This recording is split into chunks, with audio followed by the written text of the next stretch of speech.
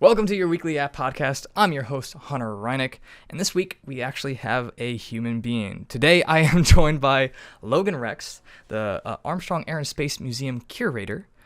So how are you today, man? Doing great. Like you said, I am human, so that's going to be a big update for you, yeah. Yeah, so we have someone in the flesh today, and we're going to be talking about, not the flesh, we're going to be talking about space and everything that's kind of been going on recently in like space and aeronautics and the moon and all that stuff.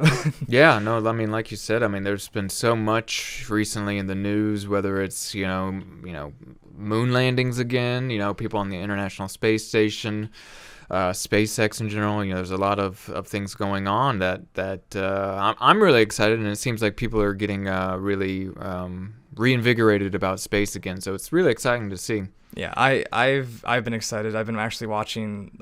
I watched the roll. I saw the news about the Firefly rover landing, and then I've been watching the Space 10 or Crew 10 launches, and then the Switch or whatever. So I've been really getting back into all of it, and like it's just really cool. Yeah.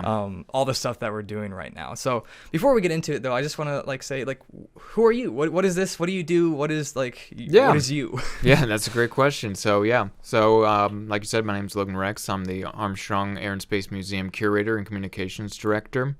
So here I help tell the story of Apollo 11, Neil Armstrong, and all other Ohioans that have dared to defy gravity. So I just help tell that story, whether it's just sort of trying to figure out what is the best media to convey those stories. So museums, typically it's through artifacts or through audio or video. So trying to get the best method to convey these really big stories and sort of diluting it down into something palatable for a wide array of audience members. So it's really hard to see what works best and how to tell that story. But the old adage is it ain't rocket science. Well, here it is rocket science. Yeah. So it is hard to sort of try to get all that very advanced concepts that we're working with and trying, because whether you're a 65-year-old man who was a plumber or you're a 5-year-old on your kindergarten field trip, you're still looking at the same material, you're reading the same stuff. So it's what is the best way to reach both of those types of audiences down and to convey those points very effectively. So and then on the other side of that, in that communication realm, just doing press releases, marketing, social media, trying to let people know that we're here and trying to get the word out that the museum is a great place to come learn. It's a great place to just come bring the kids. It's a great place just to be here recreationally, whether you actually are a space fan or whether you just want something to do for the weekend, or you're just passionate about just learning in general. So we have a wide array of audiences that I try to communicate to, and hopefully I do a good job. I mean, we're like I said, space has been a very relevant topic, so I really want to capture that, and there's a lot of interest out there. So just trying to make sure that one, that we can utilize that interest and bring those people in, and two, making sure that the information that they're getting is accurate, because in the age of the internet, there's a lot of just information, any kind of information, whether it's misinformation or good information, but there's information out there. Yes, so yes. Trying to be a reputable source of information, I think, is key, especially this day and age. Yeah, of course. And this place is amazing. I think when I was like 10 or 11 years old, we were going camping, and we saw it on the way down, and we're like, oh, that'd be really cool to check out. And we decided to just on the way back stop here and check it out. And again, that was 14, 15 years ago. Yeah. And this place is really cool. It's really amazing. Well, thank you. Yeah. It is legitimately probably one of my favorite places in the world. Partly just because of the air conditioning, I will Yeah. say. It always feels nice in here. Like, I'm just saying that's a plus. Obviously, there's other cool stuff like what's the capsule that's out there? Yeah, the Gemini 8 capsule. We just had Yes. the 59th anniversary of that mission on March 16th. So that was very exciting. And like you said, it's very well air conditioned. So for viewers that haven't seen the building before, the architecture is very unique. It's like designed after like a moon base, right? Yes, Isn't that what it's it is? supposed to be a moon base, but probably one of the only moon bases here on Earth. So it's kind of exciting to see. But because of that, we have large amounts we're basically underground. So that really helps insulate the museum. We're having tons of dirt around us, and it's a very unique. I love working here simply because the architecture is very cool. Yes, yeah. And like you said, I think the one downside is because we're underground, we don't have windows. Yeah. So, I mean, other than my lack of vitamin D, I think it's fantastic to work here, especially with all the cool artifacts, like you said, with the Gemini 8 being here. Yeah. We have an Apollo 11 moon rock, 4 craft from Armstrong, just over the spectrum of his career. And just some other, shuttle era memorabilia, and I think it's really, I don't go a day without looking at the moon rock or looking at that capsule, and just thinking, wow, like this is a very unique piece of history, and I get to help tell that story. So it's very cool. I'm very lucky. I love going to work. I think a lot of people whether they dread going to work or they're not, they want to go back home after a long day or anything. I still want to go home after a long day, but of course. No, it's never been a drag coming here, which has always been an upside to the work and the job. It sounds like it. And this is in Wapakoneta, Ohio. You said the name right. That's great. I've been trying to practice a little bit on it. Yeah. I think I've got it this time because when there is a video that I did on you guys, so there is that if anyone wants to check it out.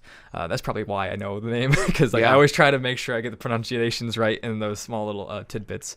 But Logan was also in that one. He's you're describing the little museum a little bit in there. So if you guys want to check that out, you can check that out. Or again, you could come here yourself. It's in Wapakoneta, Ohio. It's like central-ish Ohio. What do you say? Yeah, it's like it's halfway between Dayton and Toledo on I-75. So we get a lot of people just traveling through. So it's very centrally located. Yeah, and then what is it? It's $10 admission, or what is the admission now? Depending on what you get, but anywhere from like $10 to $13. Yeah, so it's pretty cheap. It's definitely worth it. It's a full loop, so you can kind of just slowly make your way through it. There is a lot of really cool stuff here. Again, if you want to get a little bit of taste of it, there is that video if you want to check it out. Anyways, enough about this place, even though it's really cool. Like I could probably make a whole podcast and talk about this place if we really wanted to, but let's try to get a little bit focused on what is happening actually now, not here, but out there a bit. The first thing, I think big thing, was the Firefly, right? The Firefly lander that landed on the moon. And that was it a private company? All private, Which I don't remember what the name of the company was. Firefly. So, it's just called. Yep. So the lander itself is called Blue Ghost. Okay. So so Firefly. There's a few companies right now that are getting financial assistance and support through grants from NASA. It's part of their commercial program that they have. So part of the overall Artemis program for NASA, they have this commercial payload program where Boeing's taking advantage of it, Firefly's taking advantage of it. SpaceX at all or no? SpaceX and to some degree, yes, but usually they're one of the more well positioned, self-sustaining type. Yeah. Okay. Intuitive Machines was another group, and they also did lunar landing attempts. But overall, a lot of these missions are trying to help us reestablish ourselves on the moon. So Firefly, being extremely successful in the program, was very exciting to watch. I was also just watching and getting live updates and tweets and everything that we were trying to see. So just working here, obviously you get kind of nerdy about that stuff. Yeah. But it was really just the first fully successful mission. So Intuitive Machines, they are also a Texas-based firm. They landed back in 2024. They had a technical soft landing, but it landed on its side. Okay.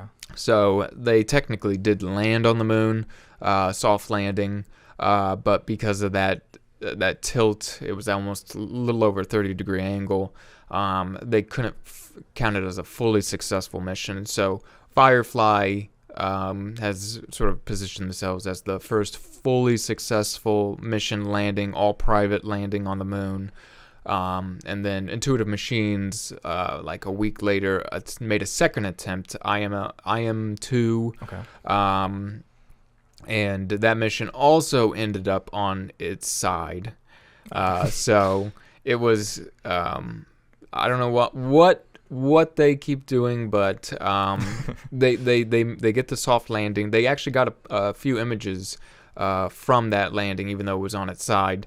And usually what happens is, because it landed on its side, the solar panels don't deploy. They can't, because it's at the wrong angle. They can't get the energy to go back up, because those solar panels are supposed to be getting energy for future components of the mission. So when it lands on its side, it basically ends the mission, because they know energy's out. Yeah. Which I didn't even hear about the other one at all. They didn't want you to hear about it, okay. Simply because that makes sense. Two failures is probably successful. Not something that you wanted, but yeah, I've always been interested in space stuff, but like I didn't hear or know anything really about the Firefly, them and trying to go to the moon. And I saw, like, I think he was either post on Reddit or Facebook or something, and that was kind of like a little bit of my reignition into like getting into all this stuff. Like I was still following some things, but like seeing that has really got me really back into it and excited for things that are happening, because I'm just excited for everything, because the Artemis missions, right, which is the whole like step plans for NASA to going back to the moon and potentially making a actual space base, right? Or is it just a space station? So there's actually several components that we're going to be deploying over the next few years again. So Artemis 2, which is upcoming, we're going to be doing another lunar flyby. So this will be the first time since 1972 humans have left low Earth orbit and will travel back to the moon. They won't be landing, but they will be going around the moon. So that's, again, humans haven't been outside low Earth orbit in over 50 years. So that in itself, we'll also see the first person of color go to that, first woman to exit low Earth orbit. So awesome. First non-American. We actually have a Canadian member that will be going on that mission as well. So very exciting to see. And then eventually that'll be Artemis 3. Which will be landing on the moon. We're currently exploring options for landing sites, but right now it looks like the lunar South Pole will be the optimal place right now. Optimal place. It's kind of interesting because it doesn't get a lot of daylight down there. A lot of the Apollo missions were focused more on the lunar equator. So if you look at a map of all of the missions that landed, a lot of them stay near the equator because, and depending on where you go, time of day, time of lunar day, lunar night, it can get very warm and it can get very cold. Yes, yeah. So usually getting near the equator, the lunar equator, and going not directly in lunar day, is best because it can get up to 275 degrees down to negative 250 degrees, and even on some of those dark parts of the craters can get even colder. It can get negative 300 plus. So there's a lot of things that we're going to have to overcome on these missions, and humans will have a longer presence on the moon than ever before. Apollo 17 was the longest mission. and they were only there a few days. Okay. So here we're going to be, having a permanent presence on the moon in some capacity. And then, like you said, we'll also have a lunar space station. So it'll be in a large orbit around the moon. Right now it's called Gateway. So Gateway... Yeah, cool name. Yeah, it is. It is. And so Gateway is basically what it means. It's a gateway to the cosmos and the moon. Gateway and everything. to going out farther once we go there. But there's a lot of challenges that we have to overcome. But a lot of people ask the question of, why are we going back to the moon? We haven't been there in 50 years. We did there. We accomplished all of the objectives that we have. Yeah, what's the point? There's not like a space race or anything necessarily. Yeah. What is the point? Well, depending on where you look, there's also the Chinese have shown their interest in getting to the moon by 2030 as well. So there's sort of a quasi space race in that sense, but the moon's only 2 days away versus Mars, and there's been a real big interest in Mars over the past couple decades. Mars is 6 to 9 months away depending on how you travel. You have to line up to go to Mars, and our window of opportunity to launch to Mars is about every 2 years versus the moon, which is several times a month. Because, again, when you're going to the moon is orbiting Earth, and Mars is orbiting the sun. So that means that for large portions of our time, Mars is on the opposite side of the solar system than Earth. So you have to line up to shoot for where Mars will be when it's closer in our orbit. And there's also a misconception. Mars is actually farther away than Venus. Venus is actually closer to us most of the time. But obviously we can't go to Venus because of the temperature and the extreme temperature, poisonous gases. So a lot of things. A lot of things wrong with Venus. Small things. Yes. Yeah. Very. The acidic environment there. Yes. So Mars has its problems as well.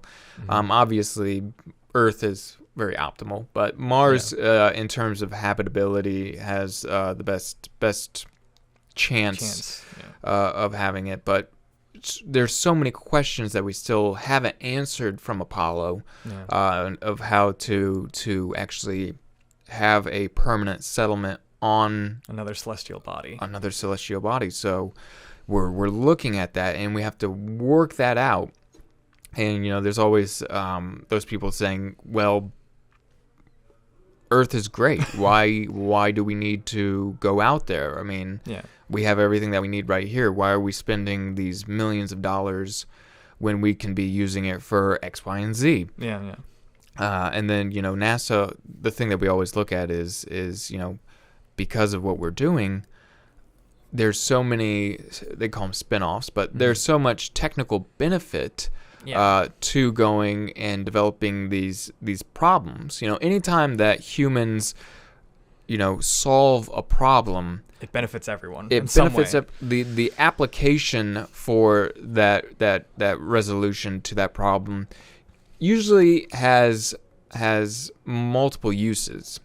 So figuring out how to maybe even terraform Mars can help in our own atmosphere. Like, how can we help, preserve Earth, and how can we be a multi-planetary species?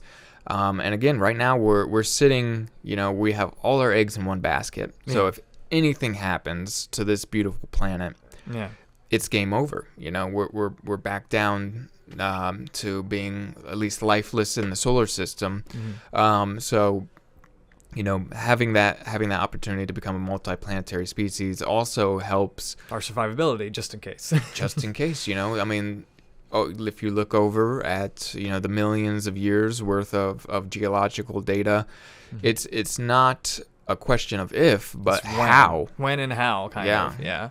Which I will say, like, the funny thing that I never thought of growing up about everyone talking about going to Mars is like, why are we going to Mars first when we haven't even proven we can live on another celestial body? It makes so much more sense to go to somewhere closer and I guess in a way safer, like the moon, have a presence there and see how it affects us and our bodies and stuff like that. Having a base close by rather than just jumping all the way to Mars.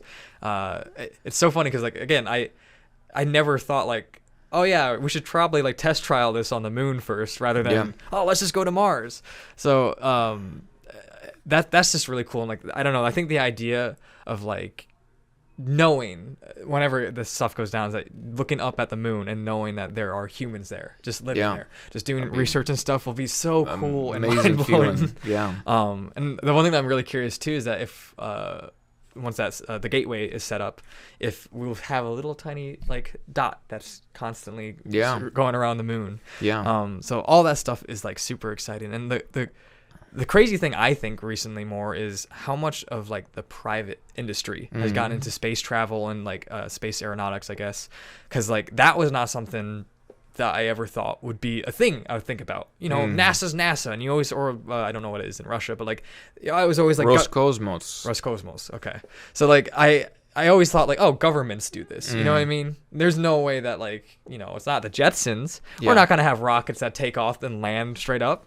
Well, we have rockets that take off and land straight up. Like it is so crazy how so many things that were science fiction once, or just like this like out there ideas that because of all these technological advancements and all this other stuff, it's here today. Like it's like catching rockets with chopsticks. You know, it's just like what is this? Yeah, but no, I mean, like you said, I mean, it's these conversations, you know, 30, 40 years ago sound like science fiction. And, you know, we're looking at that, and these are things that very important people are looking at and saying, we need to solve these issues. And like you said, you know, the private industry, you know, there's always been a relationship. I think that's always been a sort of a, like, oh, you know, SpaceX is taking over, NASA's taking the back seat, or Boeing is doing this, and, you know, Virgin Galactic's doing that, or, you know, all of these entities are popping up.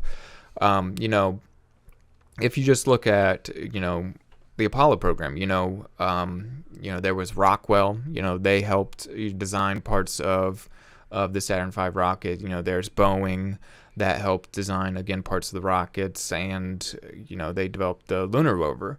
You know, these are private industries that were contracted out to work on the NASA on NASA projects here.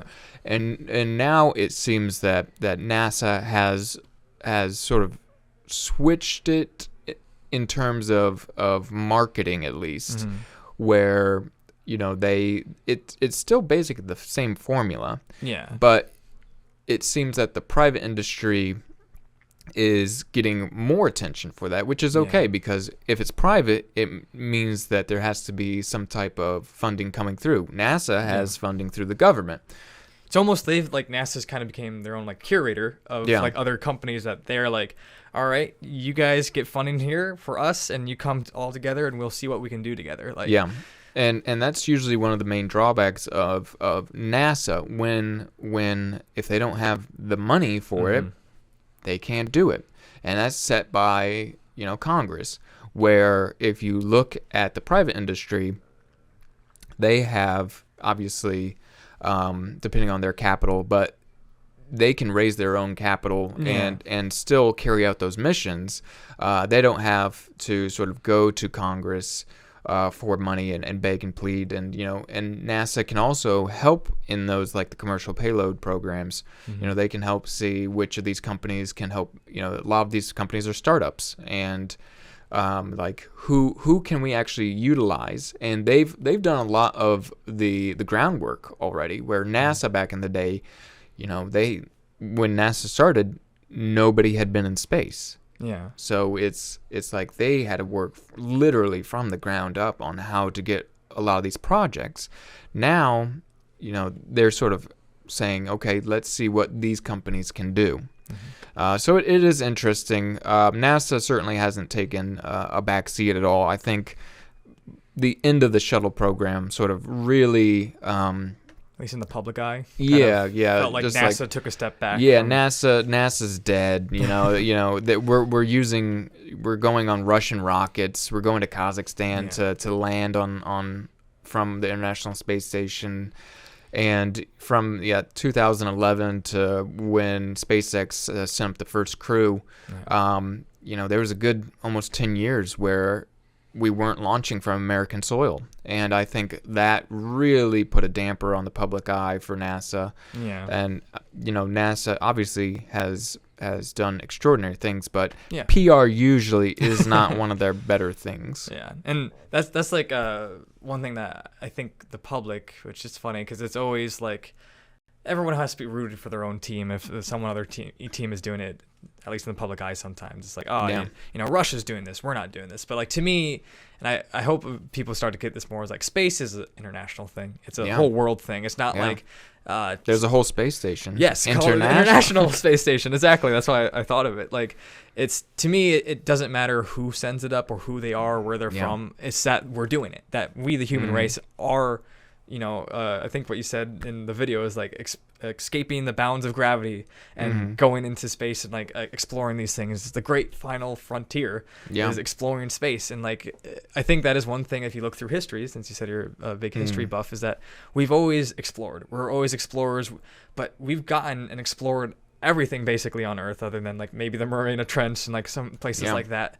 But we have not went and reached out into the cosmos as far as we can. And that is just like really cool to see. Like, again, I know there's still bigger businesses and stuff, but like seeing that the private sector is starting to do that, and also seeing that like we're starting to get some commercial space travel and stuff going on, that it's like really cool that like there's a potential future, whether it's a few decades or whatever way, you never know with technologies nowadays, that like an everyday person like you or me could just be like, you know what, I'm gonna go and just go on the low Earth orbit for like the night just because I want to.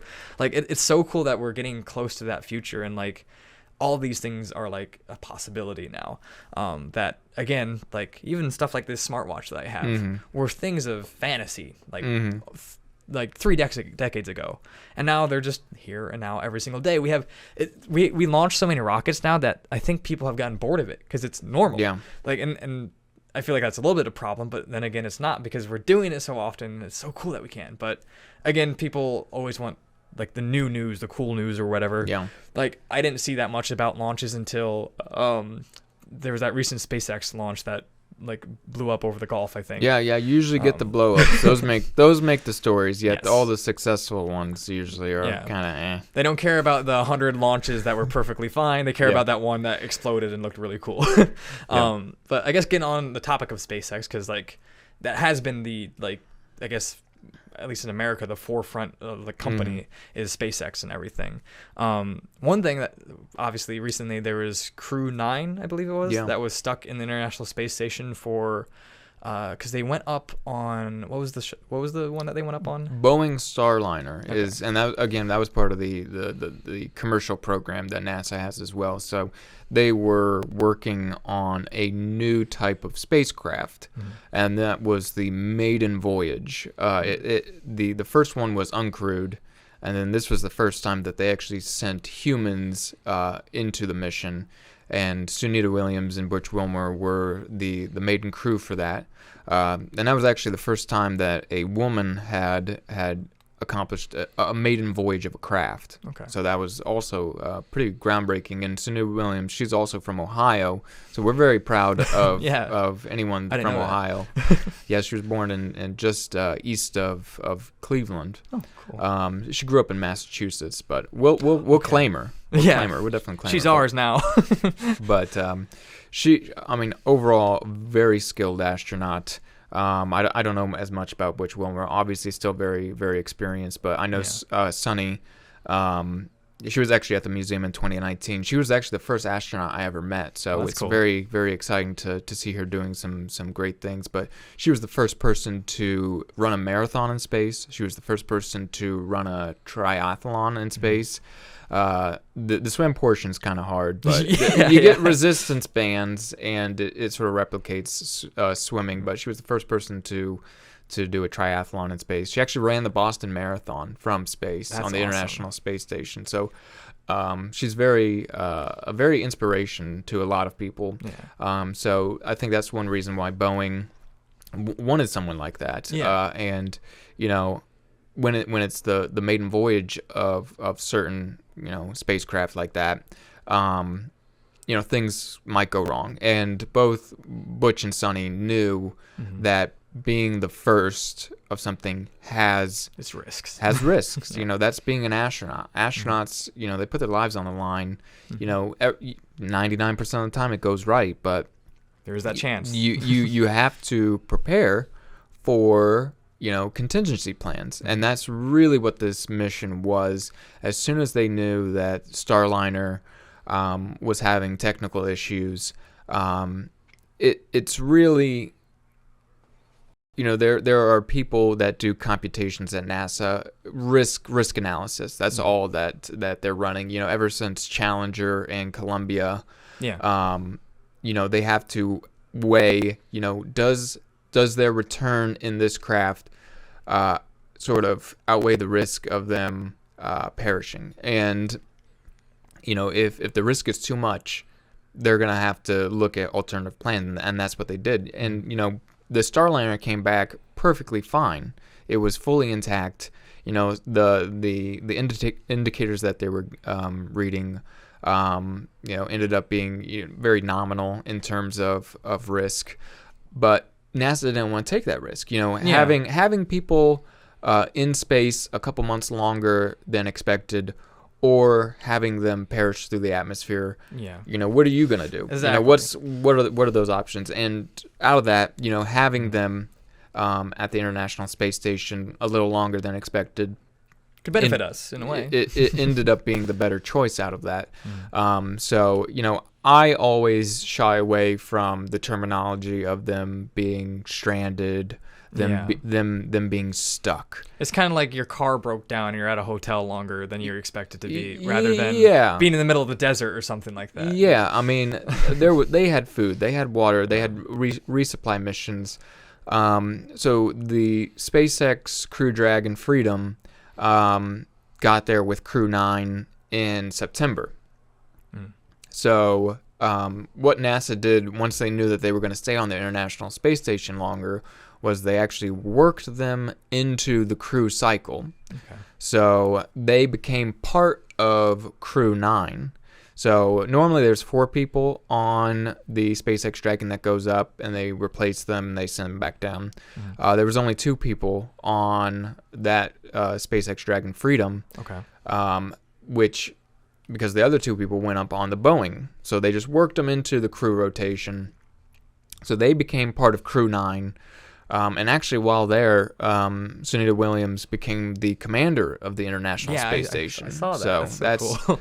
I mean, even though none of that was expected for them, they thought it was just going to be a week. But they're trained to roll with what fate gives them. Yeah. And they were still conducting experiments. They still had food, water, shelter. They had communication with media, family, things like that. Yeah.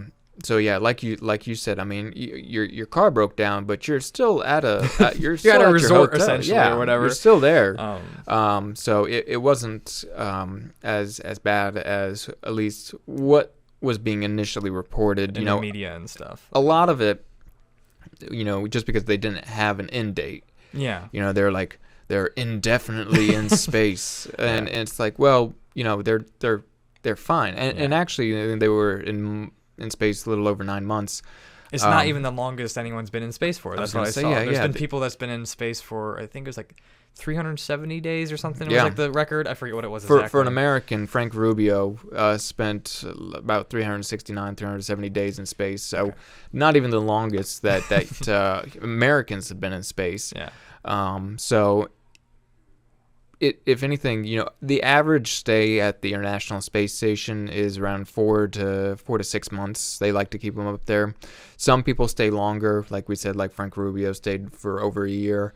But that's usually, in terms of 9 months, that's actually a relatively average stay. Yeah. So, and I think there was incredible good that came from the mission. They definitely know things that need to be worked on.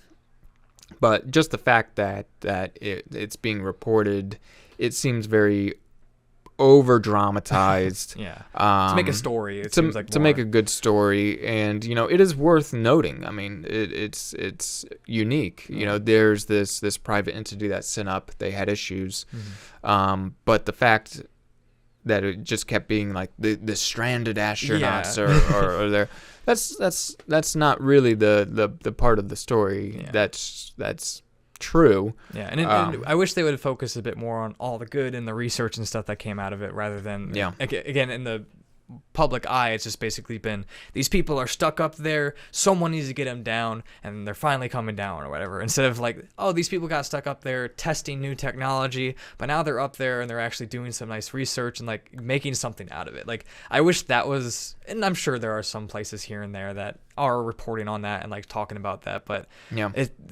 it's kind of the whole thing of like good publicity and bad publicity. Is like, at least in a way, space and like everything is on the forefront of people's minds, and they're kind of thinking about it because there's these people stuck in at the space station. So at least it is getting people thinking about it, but you also would hope that people are thinking about it in the right way, rather than, again, like how much of this has changed the public. Like, oh, should we be sending people up there because they're just gonna get stuck more and more, or like what is the public image now that might come after this? And hopefully, which again I think they should actually be landed or there by now in the process, going through. So it's exciting. I mean, obviously we'd like to see him back, so yes. it's great. But like you said, I mean, there's still a lot that needs to be communicated in terms of like we're still not going to stop. This is by no means like the worst thing that's ever happened in space travel.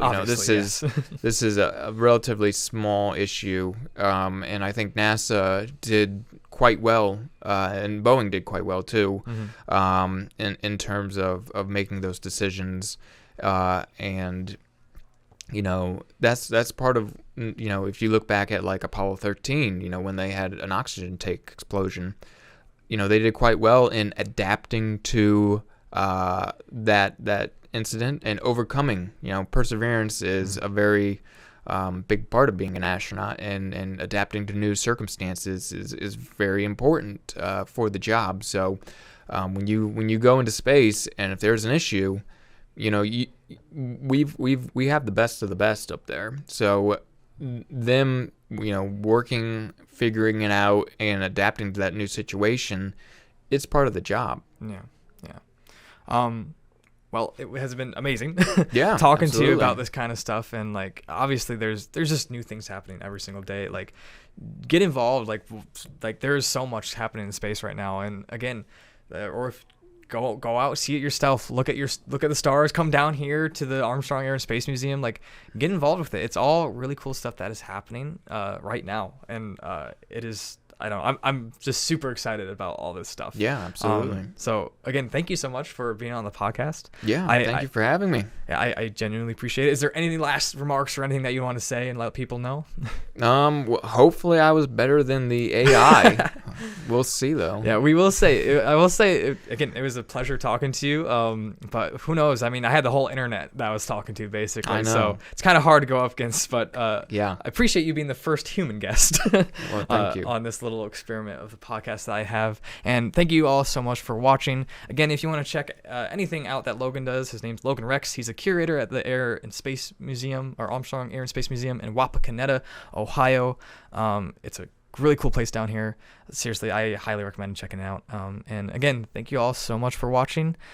We will see you next week on, I don't know what I'm going to talk about then, but we'll be yapping about something. So thank you so much for watching.